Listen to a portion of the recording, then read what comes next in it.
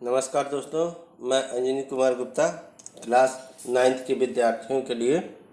मानवीय गलतियों के कारण घटित आपदा।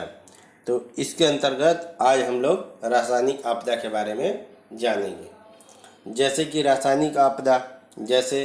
बहुत सारे आज के समय में हमारे देश के अंदर कारखाने लगे हैं और उन कारखानों के अंदर रासायनिक उत्पादों का निर्माण किया जाता है और उन रासायनिक उत्पादों से कई प्रकार की समस्याएं तथा आपदाएं उत्पन्न होती हैं। एग्जाम्पल के तौर पे हम ये कह सकते हैं कि औद्योगिक विकास की उपलब्धियों से कई प्रकार की समस्याएं उत्पन्न होती हैं, जैसे कि विषैलिक रासायनिक उत्पाद से उत्पन्न हुई छिपी आपदाएं। उसके बाद शुद्ध रासायनिक सामग्री से उत्पन्न आपदाएं, रासायनिक औद्योगिक इकाइयों में रिसाव और उनके कचरे से उत्पन्न आपदाएं। तो ये कई प्रकार की आपदाएं हैं जो कि हमें दिखाई तो नहीं देती हैं, लेकिन ये बहुत बड़ी समस्याओं को उत्पन्न करती हैं, जिसके अंतर्गत हम विषैले रासायनिक आपदा से उत्पन्न तथा छिपी हुई आपदाओं के बारे में जानेंगे। तो इसी के अनुसार मान लीजिए यह आपदा शीघ्र अनुभव नहीं किया जा सकता है। इसका सर्वाधिक जो प्रभाव होता है कृषि उत्पाद के ऊपर, जैसे सूक्ष्म जीव, मृदा, खेत आदि में पड़ते हैं। जैसे हम कृषि उत्पाद को बढ़ाने के लिए रासायनिक खाद, कीटनाशक का प्रयोग करते हैं और ये दोनों जो होते हैं रासायनिक खाद और कीटनाशक, इनका जो प्रभाव होता है वो मिट्टी पे, खेतों पे तथा उत्पादन होने वाले सामग्रियों के ऊपर भी पड़ता है। इसके साथ साथ तालाब, नदियाँ, पालतू पशु, मनुष्य तथा अन्य जीव जंतु भी इन रासायनिक उत्पादों के शिकार हो जाते हैं और इनसे भिन्न भिन्न प्रकार के रोग उत्पन्न होते हैं, जिससे वह जीव जंतु या मनुष्य समय से पहले ही उन जीव जंतुओं और मनुष्यों की समय से पहले मृत्यु हो जाती है। जैसे महानगरों के अंतर्गत हमने परिवहन देखा है, तो परिवहन तथा जीवाश्म ऊर्जा का उपयोग से वातावरण के अंदर बहुत अधिक मात्रा में carbon dioxide, sulphur dioxide, carbon monoxide, nitrous oxide तथा क्लोरोफ्लोरो गैस उत्पन्न होने से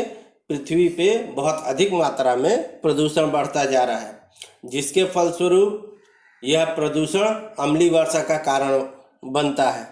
जैसे वातावरण में उपस्थित सल्फर डाइऑक्साइड तथा नाइट्रोजन ऑक्साइड, जो कि वर्षा के जल के साथ क्रिया करता है और क्रिया करने के बाद नाइट्रिक अम्ल तथा सल्फ्यूरिक अम्ल जैसे उत्पादों का निर्माण करता है और जिसे हम अम्लीय वर्षा कहते हैं। इसके बाद इसका शुद्ध रासायनिक सामग्री के उपयोग से उत्पन्न आपदाएं, तो जैसे द्वितीय विश्व युद्ध के समय से ही रासायनिक आयुधों का प्रयोग होता आ रहा है, जिसके अंतर्गत रासायनिक हथियारों के माध्यम से, या हम ये कह सकते हैं कि जर्मनी के अंदर जो लाखों यहूदी हैं उनकी हत्या गैस घर के अंदर हानिकारक गैसों के माध्यम से कर दी गई, जिसके माध्यम से जो जर्मनी का तानाशाह हिटलर है उसने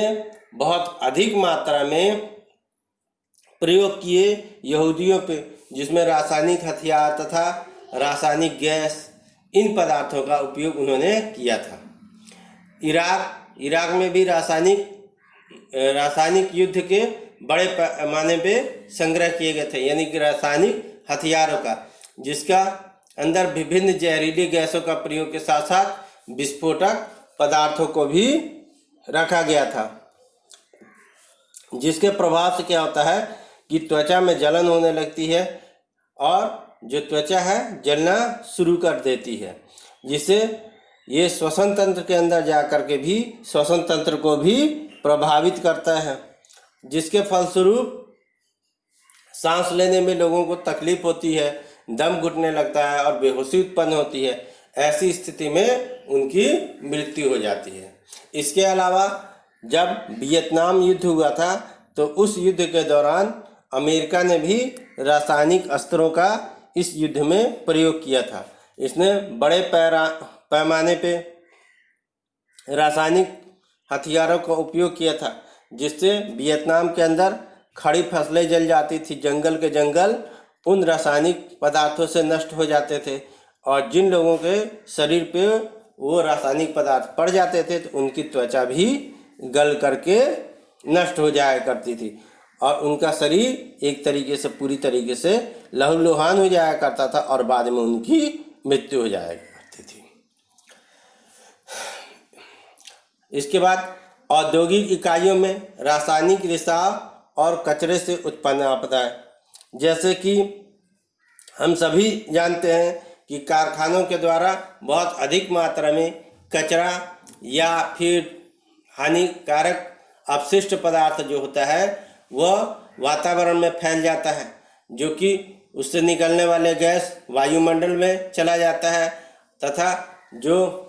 अपशिष्ट पदार्थ होता है नदियों में बहा दिया जाता है या उसके कचरे को कहीं गड्ढे में ले जा करके फेंक दिया जाता है। इससे भी बहुत बड़ी एक तरीके से आपदाएं उत्पन्न होती हैं, जिससे इनकी गैसें जो है वातावरण में फैल जाती हैं और लोगों को बहुत अधिक मात्रा में हानि पहुंचाती है। इसका एक प्रमुख उदाहरण है भोपाल गैस त्रासदी, जो कि इस समय की सबसे बड़ी दुर्घटना है या आपदा, जो कि सन 1984 में 2-3 दिसंबर को घटित थी, जिसके अंतर्गत औद्योगिक जगत की इसको सबसे बड़ी दुर्घटना या आपदा कहा जाता है। इसके माध्यम से हाइड्रोजन साइनाइड एवं मिथाइल आइसोसाइनाइड नामक जहरीली गैस का रिसाव हुआ था, जिसके कारण लगभग 2000 लोगों की मृत्यु हो गई थी तथा 10,000 लोग अपंग हो गए थे। लेकिन इसका प्रभाव तुरंत समाप्त नहीं हुआ, इसका प्रभाव लंबे समय तक रहा और इसमें मरने वालों की जो संख्या थी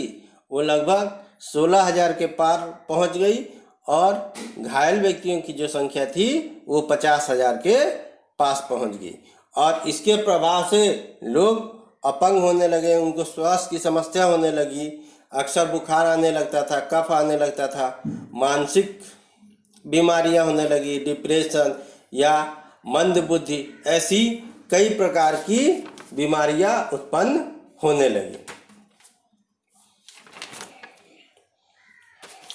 इसके बाद आता है जैसे रासायनिक आपदाओं से बचने के लिए इनका प्रबंध भी बहुत ही आवश्यक होता है। जैसे कि इसके प्रबंध की जो व्यवस्था है वो दीर्घकालीन और तत्कालिक दोनों प्रकार से इनके प्रबंध की व्यवस्था करनी चाहिए। जैसे तत्कालिक प्रबंध के अंतर्गत ऐसे रासायनिक उत्पाद वाले कारखानों को तुरंत तत्कालिक मात्रा में क्या करना चाहिए, बंद कर देना चाहिए,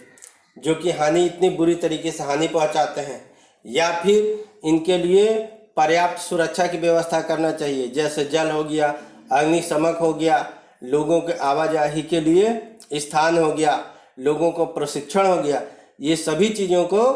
करना चाहिए और सरकार द्वारा इसके दिशा निर्देश तय करना चाहिए और जो इन दिशा निर्देशों का पालन करता हो सिर्फ उन्हीं कारखानों को इसके निर्माण के लिए खोलना चाहिए। जैसे भोपाल गैस कांड के अंतर्गत वहाँ के लोगों को और उस कारखाने में काम करने वाले लोगों को किसी भी प्रकार का प्रशिक्षण नहीं था। जैसे जब रासायनिक स्राव हुआ और हानिकारक गैसें निकलने लगी तो और वातावरण में फैलने लगी, तो लोगों के पास यदि प्रशिक्षण होता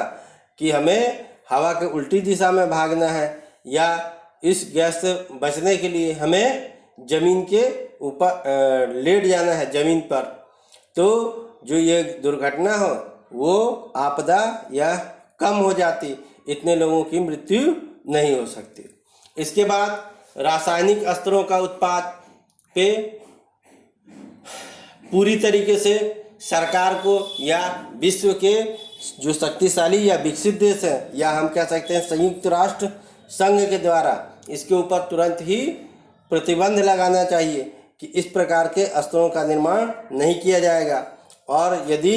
इनका निर्माण किया जा चुका है तो इन अस्त्रों को तुरंत ही नष्ट किया जाए, या फिर आगे ऐसे अस्त्रों का निर्माण ना किया जाए, और ऐसी नीति बनाया जाए कि भविष्य में ऐसे अस्त्रों का प्रयोग ना किया जाए, क्योंकि इसमें जनधन की बहुत ही अधिक मात्रा में हानि होती है, और इनका जो प्रयोग है एक तरीके से नगण्य हो जाना चाहिए या समाप्त कर दिया जाना चाहिए। धन्यवाद।